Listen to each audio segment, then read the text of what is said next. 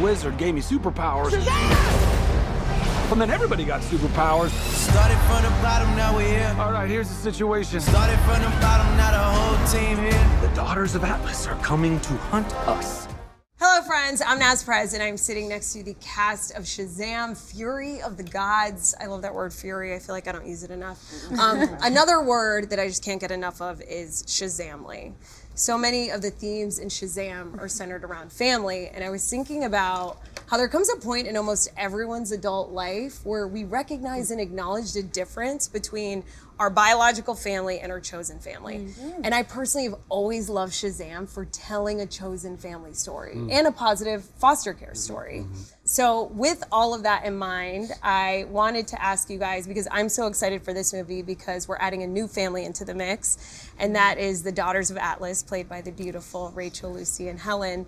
Without getting too Kardashian, how do these two families compare as siblings? You know, what is the family dynamic like with the daughters versus the Shazamily? And let's start off with the Shazamily.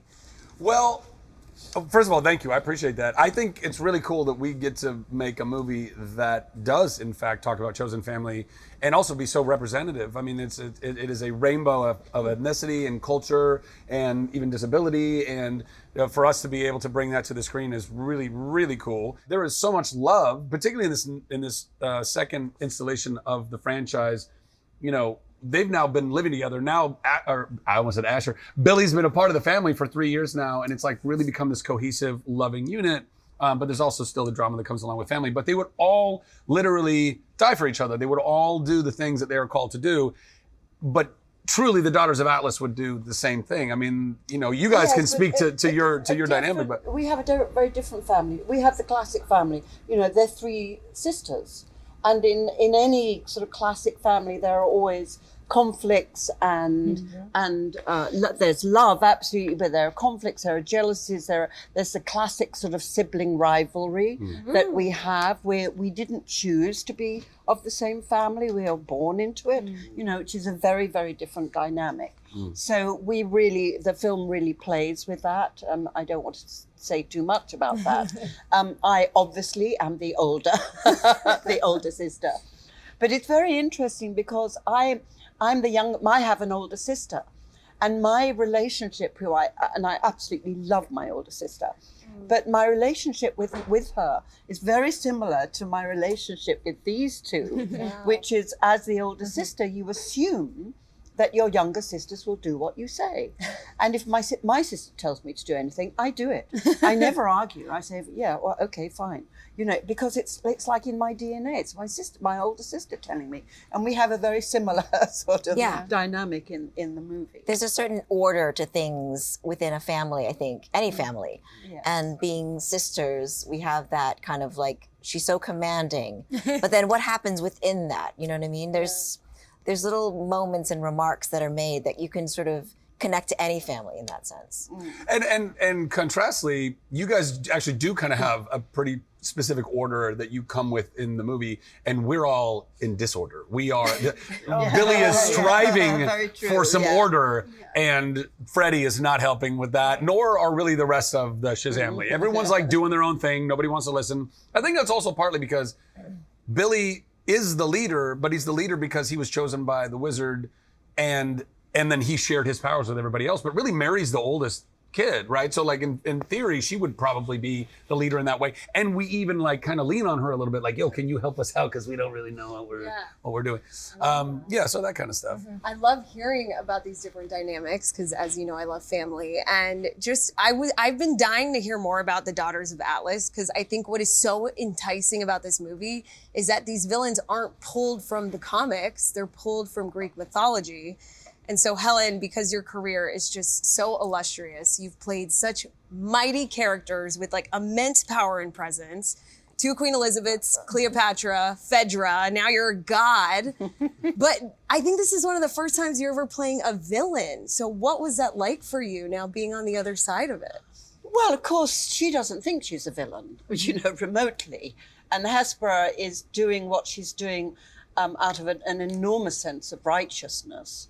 You know, the fact that the power was taken from the gods, that her mind created chaos in the world. It's an interesting dynamic. As flies are to the boys, are we to the gods is a quote from, I think, Shakespeare. But the sense that that the gods have control of the whole thing, and it's been taken out of their control, and to her mind, it's caused chaos in the world that has to be righted. So yes, she is the villain in a sense, but she comes from a feeling of great righteousness. There is a villain, and the villain is sitting amongst us right here. I'm not going to mention who. But even this just turned into a murder mystery. This is total Glass Onion right now. But even the villain, though, any villain is still the hero of their own story, right? Right, just like you're saying. So even the villain sitting amongst us, even they still feel very compelled that they're doing what they're doing because it's the right thing to do. Right. We have to have a point of view and a foundation of what our mission is. And I've been asked several times, what is it like to be the antagonist or the villain? And it's like, I've never played a villain. Right. I've always been the protagonist in my story and in my mind.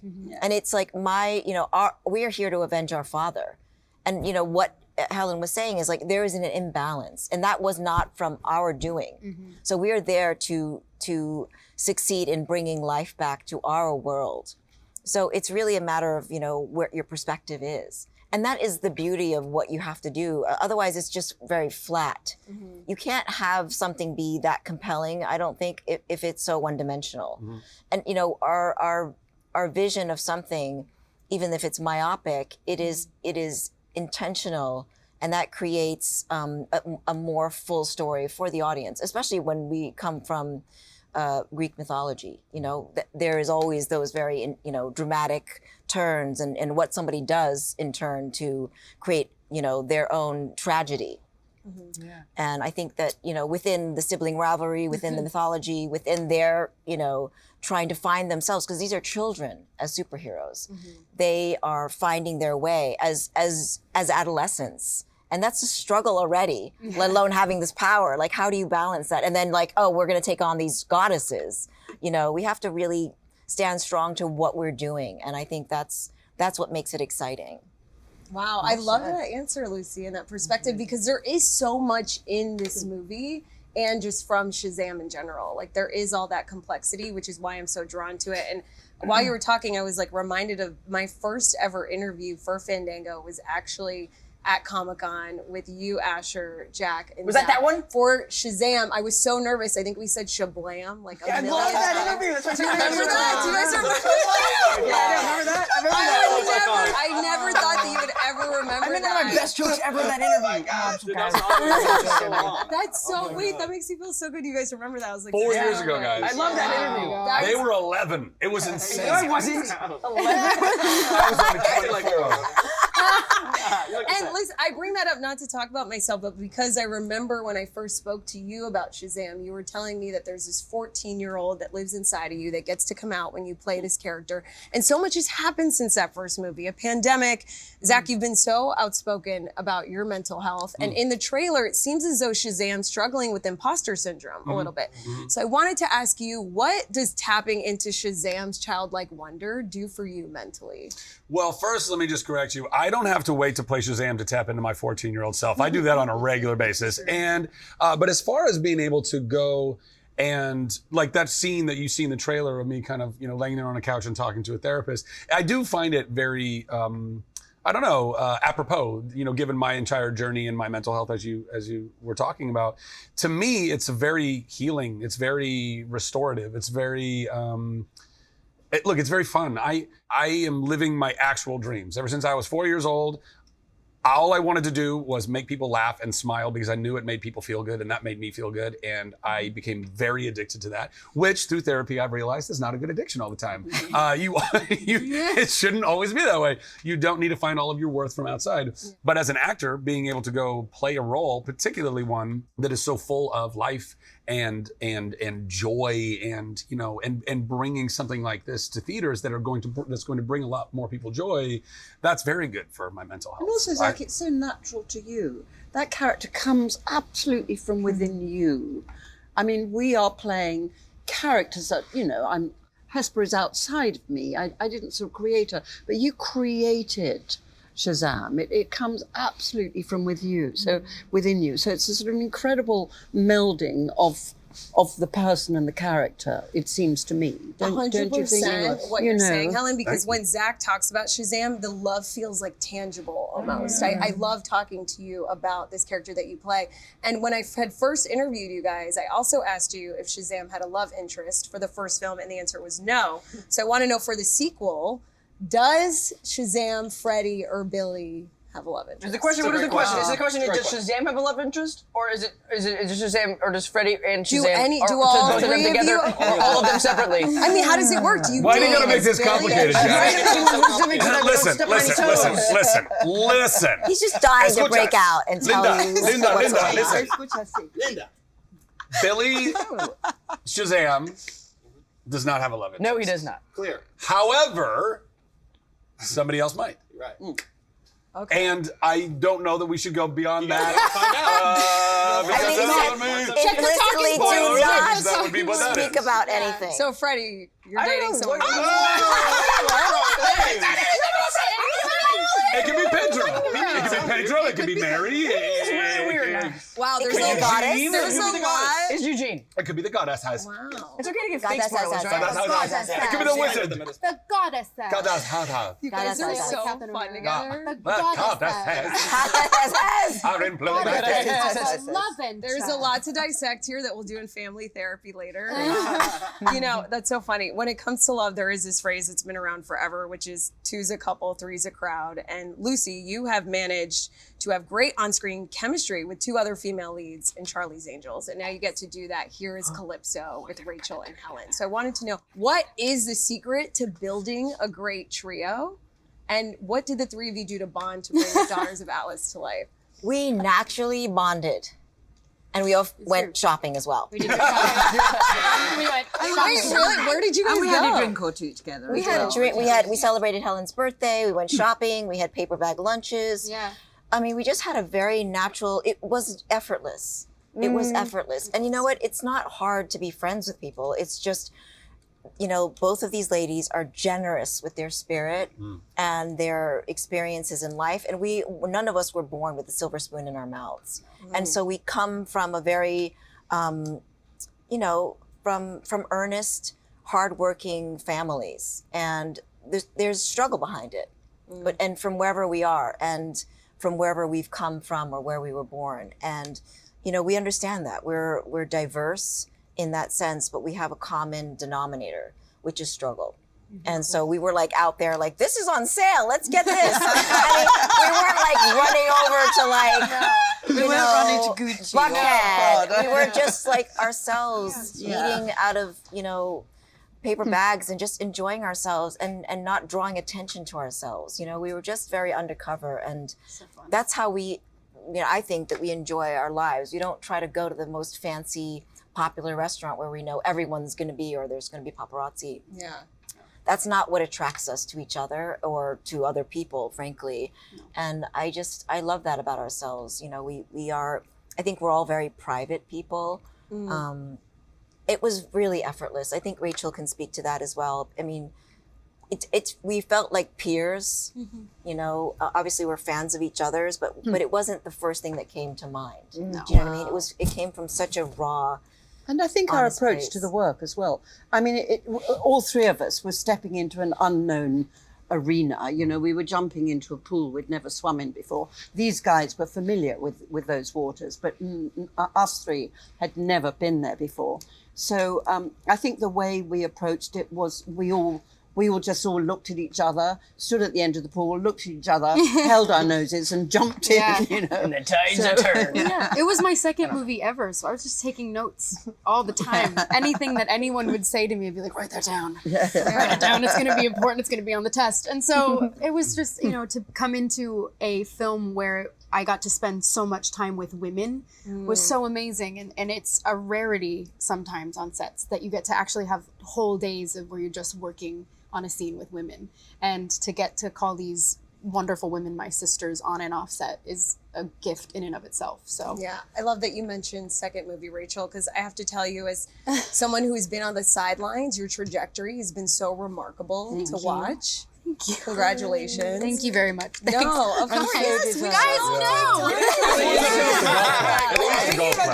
Actually, I know this. It's just a cool thing. It is really weird because you don't, even when we were making the movie, you forget. You carry yourself very, very maturely, intellectually. You have a deep repertoire of understanding of a lot of different things and different art and all that jazz. You really do. So you forget that you are 21, but also that you haven't been working for a long time, which I think probably lent itself very well to stepping into a relationship with these two ladies who have been working for quite some time, and to all find that common ground. So And good on you, kid. And occasionally that little girl would open her mouth, and this unbelievably beautiful sound would come out, which is her singing voice.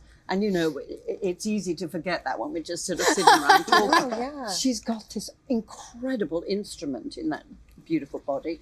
And just from occasionally she allowed us to hear that. She was just humming. She was like singing on the set. It was very casual. Like a little Snow White. Birds with a light on the shoulders and carry her away into the ether. I love this love because a lot of people don't know that you were cast in this film before many people had even seen West Side Story, which is it wasn't out. It's huge. But I want to ask you about your character, Rachel, because at first I thought it was Athena. Right. Common misconception. Who has a connection to Wonder Woman. I was wrong. Right. It's Anthea. And director David F. Sandberg has said that there are a lot of twists and turns when it comes to your character. Very mysterious. What can you tell us about Anthea? I can tell you that I didn't know what I was auditioning for when I auditioned. That's how secretive it was. Wow. And so it wasn't Neither did we, but. There you go. I totally So that's the thing. So when David called me to offer me the role after I had been auditioning, then he was like, "Do you know what happens?" And I was like, "No." And so he explained her whole trajectory, and I thought, that's juicy. I'm excited. And so I get to kind of flip-flop between this real world and the God realm, and getting to be like a teenager in high school with these two buffoons, and then also like go face to face with that buffoon over there, and all the while getting to also be a goddess. And so all of the intricacies of her relationships and friendships and sisterhoods in the film are really amazing, and I'm excited for people to see and to learn more about her. First of all, buffoon is also a word I need to add to my repertoire. Oh, it's a solid one. It's such a I good use one. it a lot here. But I'm also so excited to just really see more about all of your characters, especially yours, and really just the future of the DC EU in general. Yeah. Zach, there's so much for DC down the line coming on the way. I don't want to ask you to speculate, but now having done 2 Shazam films and written a Shazam comic book story, what would your pitch be to James Gunn for future Shazam movies? Please, sir, can I have some more? I don't know. I mean, honestly, like I've tried to wrap my head, because I love storytelling and producing and writing and all these things, and my mind is always loves to kind of run ahead and be like, oh, wouldn't it be cool if this or that or the other? But with our particular franchise, it's been very difficult for me to wrap my head around like what would be the next kind of move, partly because all the kids are growing like weeds, so I don't even know how that applies to the dynamic of what the movie's going to be. Look, I think it'd be sex. Yeah, sex in the third one. And scene. You heard about here, folks.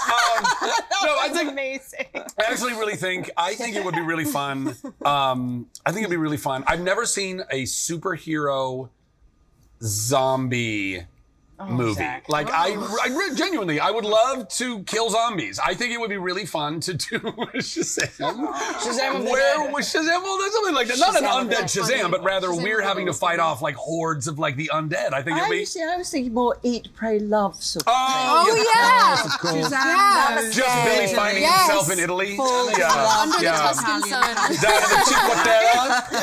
just eating, drinking vino, and being like, who am You learn I? how to live Who am I and how do I love La myself? Dolce Vita. Yeah, that's what it is. What a bunch of buffoons. Yeah, see? What did I say? I used it. Call back. What did I say? No, that was amazing. That was beautiful. Also, I can't believe I'm in Helen Mirren's presence, hearing her speak Shakespeare and then just say sex like that. That was everything for me. Guys, I'm so excited for this. Before we end this interview, I would love to do a couple rapid fire questions Let's that do I'd it. love for you guys to answer as families. Cool. First answer that pops into your head. The first one's for the Shazamily. What What movie would the Shazamily pick for family movie night? What would you pick? Tangled. There it is. I said big, but I think I agree with Tangled. I'd like to watch Tangled actually. Yeah. Really bad. I've been meaning to watch it. Guys, it's a banger. If you haven't seen it, it's a Disney animated movie that I That Zach might is the play the voice in. male lead in. Flynn Rider is so swoon-worthy. It's true. Okay, Eugene Fitzherbert for the initiated. Yeah. Continue.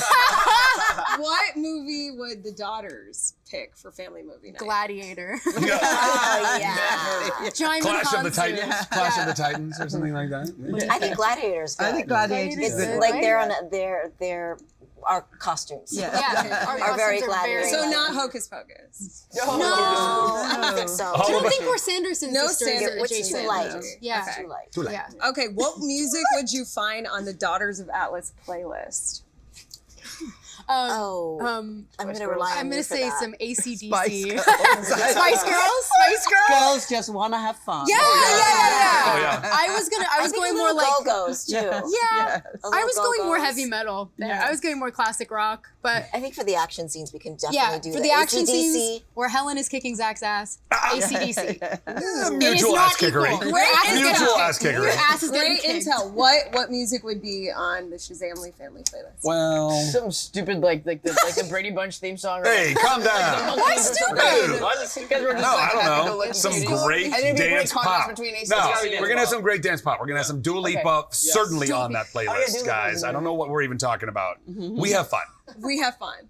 Okay, this last one will be family versus family. Which family would host the best dinner? The goddesses. Yeah, probably. Feast. Yeah. Feast. We're all kids. We don't know how to cook. We can I have mean, gyros. Mediterranean. literally, Yeah, Mediterranean food. like Darla's just eating Skittles the entire time. This is not a meal, guys. It's not a meal. We're ordering Chinese food. Yeah, there you Yeah. go. Still not bad. Like that. Not bad though. Yeah. I, for one, cannot wait to see this movie meal that all these people have cooked up for us. My friends, tickets to Shazam! Fury of the Gods are available right now on Fandango.com. Thank you guys so much for your time. Thank you so much. for your time. And I think we should end this interview with one really obvious word that's really fun to say, right? Shablam. Shablam!